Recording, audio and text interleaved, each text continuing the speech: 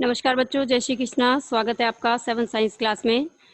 तो बच्चों, हम 7th लेसन पढ़ रहे थे मौसम, जलवायु तथा जलवायु के अनुरूप जंतुओं के द्वारा अनुकूलन। तो बच्चों, कल हमने मौसम के बारे में पढ़ा था, जलवायु के बारे में भी हमने पढ़ा था कि किस प्रकार से किसी भी स्थान के मौसम की लंबी अवधि यानी कि 25 वर्ष के एकत्रित जो आंकड़े हैं मौसम के, उन आंकड़ों के आधार पर बना मौसम का जो पैटर्न होता है उसी को हम क्या कहते हैं? जलवायु कहते हैं। तो बच्चों, आज हम अनुकूलन के बारे में पढ़ेंगे और ध्रुवीय क्षेत्रों के बारे में हम अध्ययन करेंगे। ध्रुवीय क्षेत्रों में पाए जाने वाले जीव जंतु के बारे में भी अध्ययन करेंगे। तो सबसे पहले चलते हैं बच्चों, अनुकूलन किसे कहते हैं। अनुकूलन की यदि हम बात करें तो अनुकूलन का मतलब ये होता है कि सभी सजीवों की वे शारीरिक विशेषताएं जिसके कारण वे विशेष वातावरणीय परिस्थितियों के अंदर रहने के लायक, अपने आप को या जीवित रहने के लायक जो है अपने आप को बना पाते हैं, उसे हम क्या कहते हैं? अनुकूलन कहते हैं। तो सभी सजीव या सभी सजीवों की वे सभी शारीरिक विशेषताएं जिनके कारण वे विशेष प्रकार की परिस्थितियों में या प्रतिकूल परिस्थितियों में भी अपने आप को रहने के या जीवित रहने के लायक बना पाते हैं, इसे हम क्या कहते हैं? अनुकूलन कहते हैं। तो बच्चों, अब हम चलते हैं ध्रुवीय क्षेत्रों के बारे में। तो ध्रुवीय क्षेत्रों की यदि हम बात करें तो ध्रुवीय क्षेत्र जो होते हैं वो ठंडे क्षेत्र होते हैं और इन क्षेत्रों के अंदर 6 महीने तक सूर्योदय नहीं होता है, 6 महीने तक सूर्यास्त नहीं होता है। यहाँ का टेम्परेचर जो होता है -37 डिग्री सेल्सियस रहता है और ध्रुवीय क्षेत्रों के अंदर जो है वो पूरे बर्फ से ढके रहते हैं, है ना।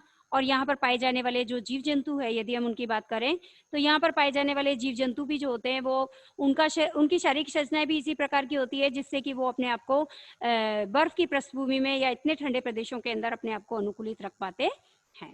अब चलते हैं, यदि हम ध्रुवीय भालू की बात करें तो ध्रुवीय भालू जो होता है ये ध्रुवीय क्षेत्रों के अंदर ही पाए जाते हैं और ध्रुवीय भालू जो होते हैं ये बहुत अच्छे तैराक भी होते हैं, इनकी सूंघने की क्षमता भी बहुत अच्छी होती है और इनकी सुनने की क्षमता भी बहुत अच्छी होती है। इनके शरीर पर जो है वो सफेद बाल पाए जाते हैं, फर पाए जाते हैं। इनके ऊपर जो है बालों के नीचे वसा की मोटी परत पाई जाती है जिससे कि ये जो है अपने आप को सर्दी से बचा पाते हैं, ठंड से बचा पाते हैं। इनके जो पैर होते हैं, इनके नाखून जो होते हैं तीखे और लंबे होते हैं जिससे कि नुकीले होते हैं जिससे कि ये बर्फ की पृष्ठभूमि पे आसानी से चल पाते हैं। अब इनका शरीर जो होता है सफेद रंग का होता है, ये सफेद रंग के होते हैं जिससे कि ये बर्फ की पृष्ठभूमि पर अपने आप को जो है वो शत्रुओं से आसानी से बचा पाते हैं।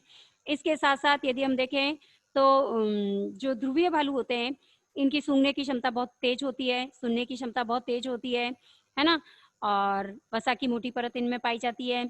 ये बहुत अच्छे तैराक भी होते हैं। इनके जो पंजे होते हैं वो बहुत ही चौड़े होते हैं और जिससे कि इनको पानी के अंदर तैरने में बड़ी मदद करते हैं।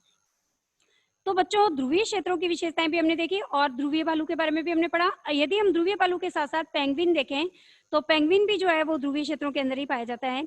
ये भी सफेद रंग का ही होता है, सफेद रंग के होते हैं पेंगुइन। पेंगुइन जो होते हैं ये भी हमेशा झुंड में रहते हैं, सफेद रंग के होते हैं जिससे कि ये बर्फ की पृष्ठभूमि में अपने आप को जो है वो शिकारियों से आसानी से बचा पाते हैं।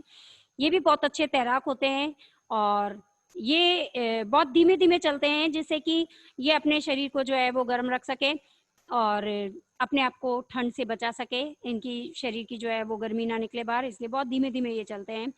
इसके साथ साथ इनके जो पंजे होते हैं, पंजे जो होते हैं, इनके पैरों में जो है जाल जैसी संरचना पाई जाती है जिससे कि ये आसानी से पानी के अंदर तैर पाते हैं। इनका शरीर जो होता है ये भी धारा रेखी होता है जिससे कि इनको जो है पानी में तैरने में मदद मिलती है ना।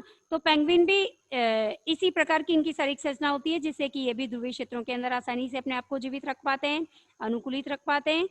क्या और भी ऐसे जीव हैं जो कि ध्रुवीय क्षेत्रों के अंदर अपने आप को अनुकूलित रख पाते हैं? हाँ, और भी ऐसे बहुत से जीव हैं। यदि हम देखें तो विभिन्न प्रकार की मछलियां हैं, कस्तूरी मृग है, रेंडियर है, लोमड़ी है, सील मछली है, वेल मछली है और भी कई प्रकार के जो है पक्षी भी इसके अंदर है जो कि शीत प्रदेश के अंदर पाए जाते हैं और ये अपने आप को जो है विभिन्न परिस्थितियों में जो है वो अनुकूलित रख पाते हैं। इनकी शारीरिक संरचना भी इसी प्रकार की होती है जिससे कि ये आसानी से बर्फ की पृष्ठभूमि में अपने आप को अनुकूलित रख पाते हैं। अब यदि हम बात करें प्रवासी पक्षियों की बात करें तो प्रवासी पक्षियों के बारे में पहले भी हमने पढ़ा है, जैसे कि साइबेरियन क्रेन। साइबेरियन क्रेन जो है ये सुदूर क्षेत्रों से प्रजनन हेतु हमारे देश में आते हैं, ये है ना। कई लंबी यात्रा करके सुदूर क्षेत्रों से हमारे क्षेत्रों में आते हैं प्रजनन हेतु, क्योंकि वहाँ पर अत्यधिक ठंड होने के कारण वह ऐसा क्लाइमेट जो होता है, ठंडा क्लाइमेट जो होता है, प्रजनन हेतु ठीक नहीं होता है, इसीलिए ये सुदूर क्षेत्रों से यात्रा करके हमारे क्षेत्रों में आते हैं। अब यदि यहाँ पर देखिए पहेली के मन में एक प्रश्न आ रहा है बच्चों कि क्या मछलियां और तितलियां भी पक्षियों की तरह प्रवास करती है? तो बिल्कुल, मछलियां और पक्षी जो आपकी तितलियां होती है ये भी जो है पक्षियों की तरह प्रवास करती है। कैसे करती है? देखो, जो मछलियां होती है वो जनन के लिए समुद्री जल से मीठे जल में आ जाती है। जब उन्हें प्रजनन करना होता है तो वो समुद्री जल से मीठे जल में आ जाती है, तो प्रवास हो गया एक तरीके से। और ठीक उसी प्रकार से तितलियां भी जो है जब इनको भोजन प्राप्त करना होता है तो ये फूलों वाले क्षेत्र में चली जाती है, और जब यहाँ से भोजन खत्म हो जाता है तो वापस अपने पुराने क्षेत्रों के अंदर है आ जाती है। तो इस प्रकार हम कह सकते हैं कि मछलियां और तितलियां भी जो है वो प्रवास करती है, इनमें भी प्रवास पाया जाता है। साइबेरियन क्रेन भी प्रवास करते हैं, है ना। और भी कई प्रकार के जीव जैसे कस्तूरी मृग है, रेंडियर है, लोमड़ी है, सील है, वेल है, कई प्रकार के जीव जंतु जो होते हैं ये भी जो है वो प्रवास करते हैं, है ना, और ठंडे क्षेत्रों के अंदर ये पाए जाते हैं।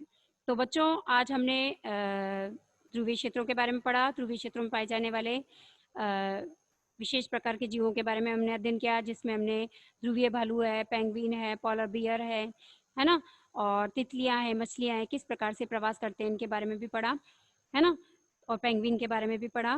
तो आज हमारी क्लास आपको समझ में आया होगा, है ना। और आज हमारी क्लास यहीं पर कंप्लीट होती है। नेक्स्ट टॉपिक हम नेक्स्ट क्लास में पढ़ेंगे। धन्यवाद बच्चों, जय श्री कृष्ण।